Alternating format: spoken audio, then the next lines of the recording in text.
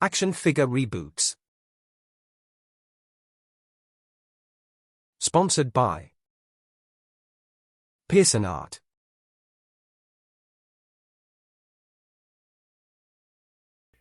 Hello, and welcome back. Today we're looking at a James Bond 007 action figure released by Gilbert Toys in 1965. This figure was released 2 years before I was born, so you might say it was kind of off my radar. But it's funny, I don't ever remember seeing this figure growing up.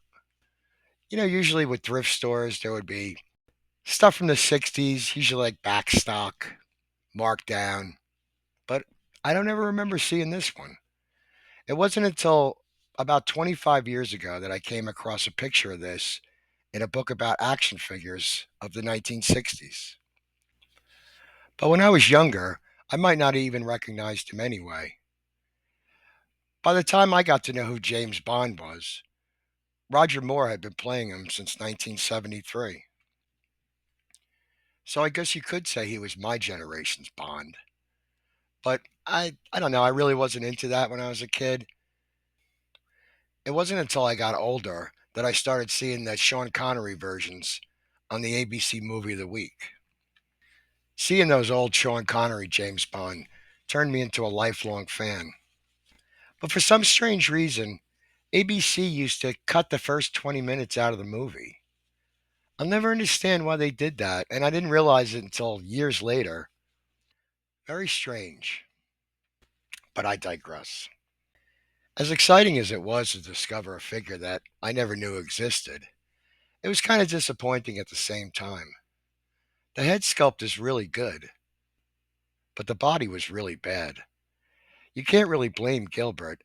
Action figures as a concept was only about a year old, starting with G.I. Joe, and the body that they developed, they took a patent out on. So Gilbert probably just used what was available. Looking back, it's amazing that they were even involved in something like this at all. Up until then, Gilbert Toys was known for such things as erector sets, model trains, magic tricks, chemistry sets, all pretty harmless. Well, maybe not everything. But they went full bore into this James Bond line. In addition to the action figures, they produced miniature figurines and vehicles, a battery operated Aston Martin, a slot car set, and these strange action puppets. It was a pretty impressive output for such a short period of time, considering that they did other licensed properties like The Man from Uncle and Honey West, TV's private eyeful. They also created their own character called Moon McDare. Like I said, it was a pretty impressive output for such a short period of time. But back to James Bond. As I stated earlier, I think the head sculpt on this figure is really good, but I'm not really a big fan of anything else. So for today's reboot, we're just going to use the head. I was fortunate enough to come across one of these. It didn't come with the body and the accessories, and I was fine with that. As you could see, it's a little worse for the wear, but overall it's in really good shape. But nevertheless, I modified it just a little bit, and this is what I came up with. All right, I like this. It looks brand new and ready to go. So now we have the head, but what body do we use? I was tempted at first to use one of these vintage bodies, just to keep it in the same time frame, but I really don't care for the construction. So instead, I went with this. This is a Hasbro G.I. Joe body from the 90s. I prefer this design, and it still looks vintage enough that I could pass for something that could have been made in the 60s.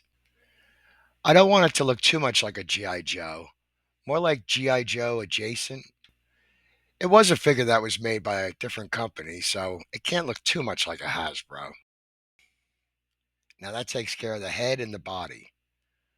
But what should he wear? The suit they gave this figure was obviously based on Thunderball, which was released the same year. And for a big portion of that film, Sean Connery wears a red scuba top and white shorts. In the poster, he has flippers and has a spear gun.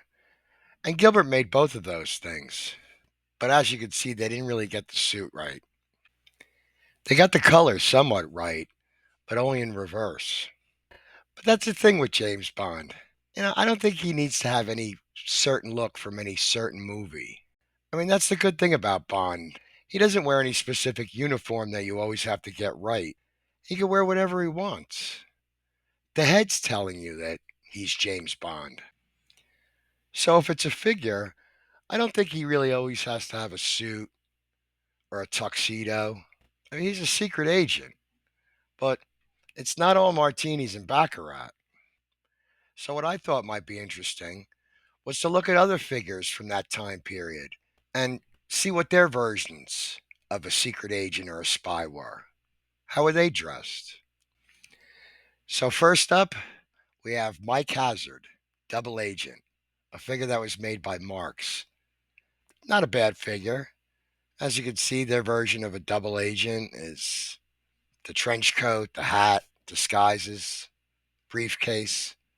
Not bad. Not bad at all. Then we have G.I. Joe. They actually made two versions of a secret agent slash spy. This first one, which came with the briefcase and trench coat and a disguise. And then we have this version.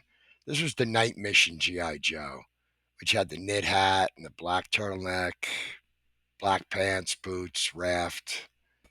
I thought about going with this, but then I decided against it. I kind of like the idea of the trench coat. Gilbert also made a trench coat. It was the same as G.I. Joe's, just in gray, but I really didn't care for it. It seemed like, and no pun intended, a little bit more Roger Moore than Sean Connery. So that was out. But it turned out there was another version of a secret agent G.I. Joe. Came out a couple of years later. It was the same color coat, but it didn't have as much detail. And that's what I liked about it. So I picked one of them up. Mine didn't come with a belt, but I really didn't want one. I kind of like the way it looks without it. It has kind of a London fog vibe, which I think is more befitting for a British secret agent. Also, because the skin tone on the body doesn't match anywhere close to the skin tone on the head, what I'm going to do is paint the neck and the upper part of the chest black. So it'll look like he's wearing a black turtleneck underneath the trench coat. Doing that, I think it's the opportunity to have the best of both worlds. You got the trench coat for the secret agent, and you got the turtleneck for the spy. If I had to do it again, I probably would have gotten this body in black to begin with. But when I got it, I wasn't even sure if it was going to work. Meaning, I didn't know how the body and the head were going to look together. I guess I could revisit it, but it's fine for now. For the pants, I'm going to go with these. These are just standard black G.I. Joe pants that were made, I guess, the late 90s, early 2000s. So these should fit the body perfect. For the footwear, I'm going to go with these black G.I. Joe dress shoes. If you do use these with this body, just a little bit of a caveat, they're really big. That's why I have to include these socks with it. They're still a little bit loose, but a lot better. Since the body didn't come with hands, I'm going to go with these. These are from a 12-inch Mego scale figure. One of the reasons why I got that body was because it didn't come with hands. Again, I didn't really want it to look too much like a G.I. Joe, so I thought this would kind of give it a different look. I had to shorten the sleeves on the jacket just a bit, but I think it'll work out nicely. These will also be modified to fit the arms, and they're going to be painted black.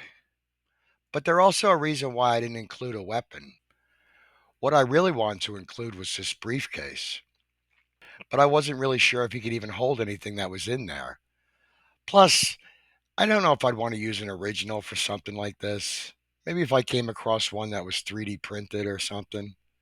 Again, that's something that maybe could be revisited along with the black body. Okay, now that we got all the parts, let's put it together and see what we got. All right, I'm really digging this. I like the way this came out. I like that it still looks vintage. And I like how everything fits too, especially the coat. I think it fits really well on the body. And because it doesn't have anything underneath it, it hangs nice. And the gloves look good too, as well as the shirt. Best of both worlds. But what I like the most about this figure is the head sculpt. 60 years old this year and hasn't aged a day. Now, I know there's been other head sculpts over the years of Sean Connery. Some better, some worse. But this head was actually made when Sean Connery was playing the character. And I think that's what gives it its charm. Well, I guess that about wraps it up for this episode. If you enjoyed this video, hit the like button, subscribe, share, comment. I'd love to hear from you. And until next time, ladies and gentlemen, always remember and never forget, think outside the box.